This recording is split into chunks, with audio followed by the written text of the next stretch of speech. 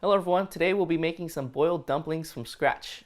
And we'll head out to the garden to harvest some garlic chive for our boiled dumplings. Whenever I head out to the local restaurant, sometimes I seek out boiled dumplings because with their thicker wrap, they have a nice al dente texture. And garlic chive is one of my favorite types of boiled dumplings. Today we'll be making from scratch and in our home kitchen a recipe that's from a local restaurant. I'm not entirely sure what the etiquette is when it comes to recreating a recipe from a local restaurant, so I won't name the name, but they have really luscious dumplings. That was my attempt at winking at the camera, so if you didn't catch that, there it is again.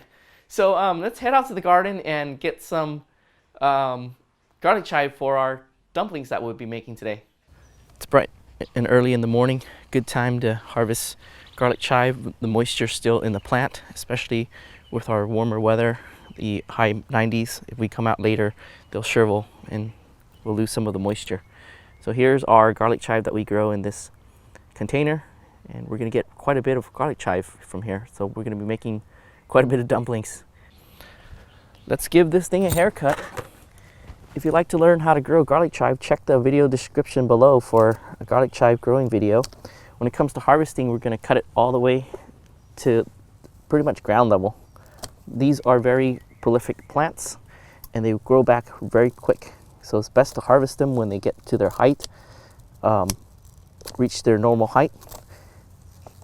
This is probably the 5th harvest this year, and we probably could have harvested a few weeks ago, but we just haven't had a chance to come out and get them. So today we're going to get them and make dumplings.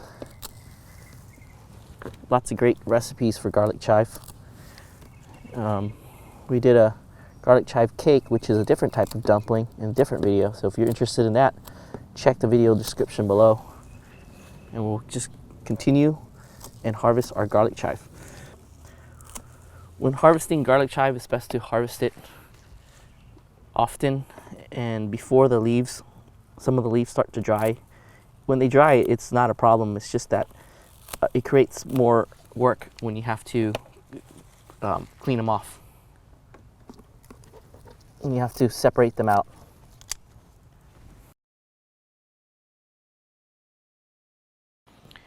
Here's the garlic chive that we harvested from the garden. We have really nice thick blades, and we have nearly 2 pounds here. We're going to separate half and use 1 pound today, and we're going to give these guys a good wash and also separate out all the dried leaves that are here.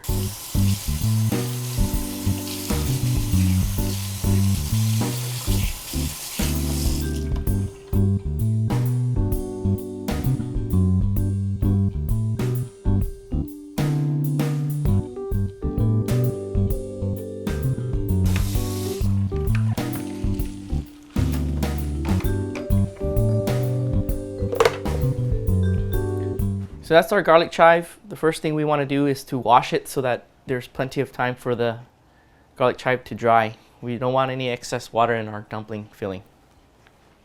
Next, we'll start on making the wrapper, and this is probably the only time we'll be measuring out our ingredients. We'll be using 2 cups of all-purpose flour,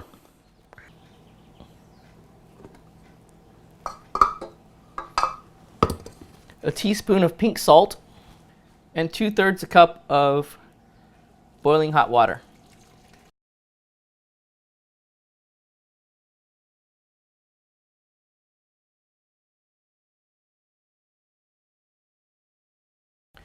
At this point, we'll leave the dough here to rest for about 15 minutes before we start it back up again and let it knead for another 5 minutes.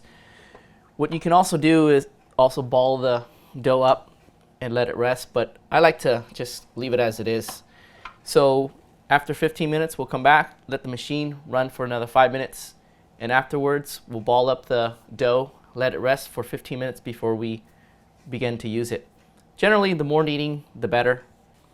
In addition to the garlic chive, our filling will consist of ground pork. This is store ground, so we're going to use a cleaver to give it a more fine chopping. Some shrimp, a couple of eggs, a teaspoon of sugar, some Maggi seasoning, sesame oil, and extra virgin olive oil. For the garlic chive, we're going to want a fine chop.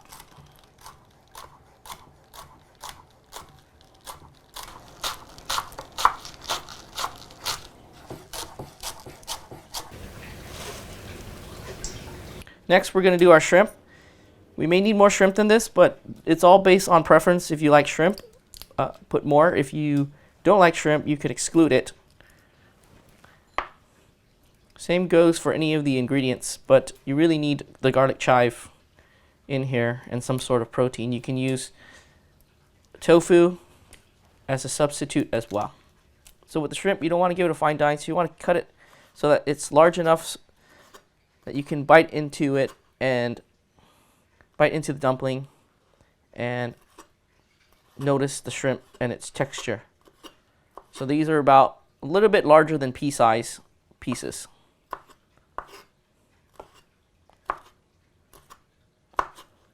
And for the amount of garlic chive that we have today, which is about a pound, we're probably going to need closer to a cup of shrimp, if not 3/4 a cup.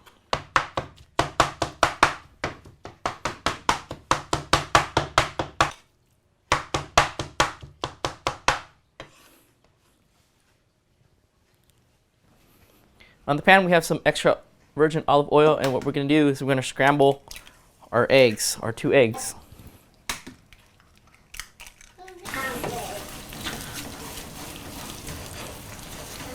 Make sure you get it nice and chopped in here.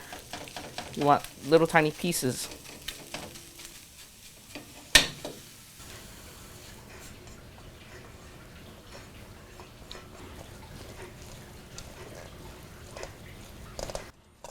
The garlic chive is very aromatic. I wish you can smell this. Now we'll put in our teaspoon of sugar and then a teaspoon of sesame oil. A little bit goes a long way, so you don't want this to be overpowering your filling. Give that a quick mix, and then we're going to use some extra virgin olive oil. I would say probably about 2 tablespoons worth. We'll start with 2 tablespoons worth of extra virgin olive oil. Mix that around. And then for the final ingredient, our Maggi seasoning. You can use soy sauce if you can't find this. I would say maybe 1.5 tablespoons. So we'll just put that in here.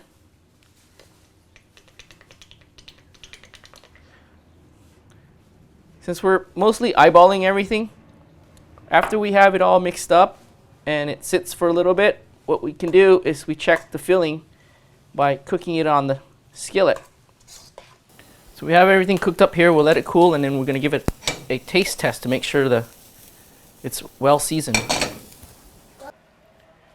So now that the dough has kneaded twice, we're going to transfer it into this container here and let it rest for 15 minutes before we make it into dumpling wrappers. Okay, now we're going to make our dumpling wrappers and fill our dumplings. We're going to flour our board and take the rested dough out, and basically we'll just use probably half of this for now, just to make it easier on us.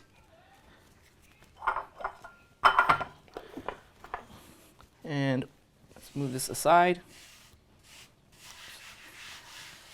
So what we want to do is we want to make a long roll, kind of like a pretzel, like you would with a pretzel.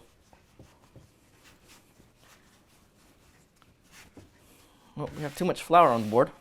It makes it hard to roll once you have too much flour. You need some kind of stickiness on the board.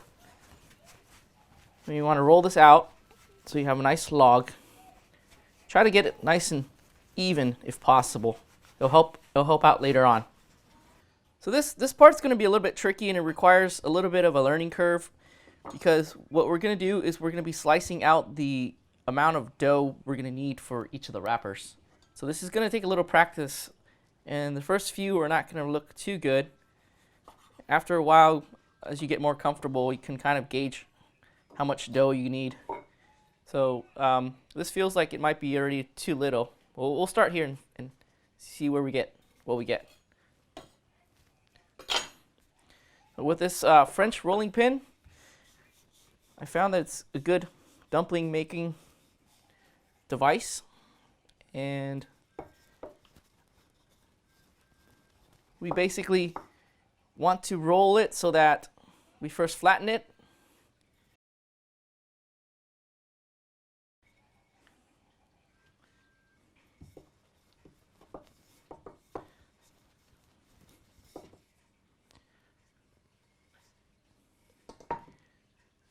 So it's really hard to describe the thickness on camera, but you want this a little bit thicker than the wrapping that you can find at the store, and you want it a little bit oblong in shape, and we'll fill it and you'll see.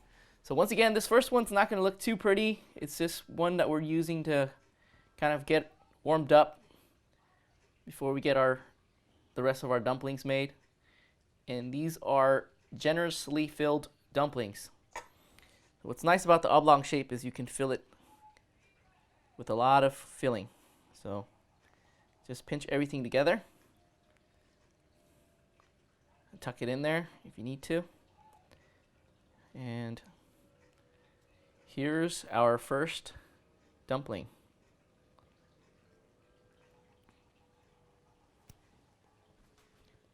All right, we have 8 dumplings. In Asian cultures, the lucky number is 8, so we're going to do 8 dumplings today. Make sure to lift the dumplings and stir them around a little bit to make sure that none of them are stuck to the bottom.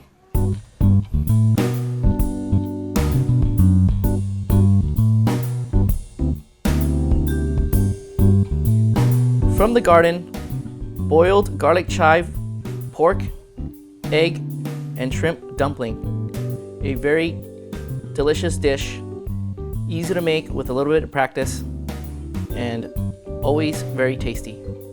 Thanks for watching, and we'll see you in the next video.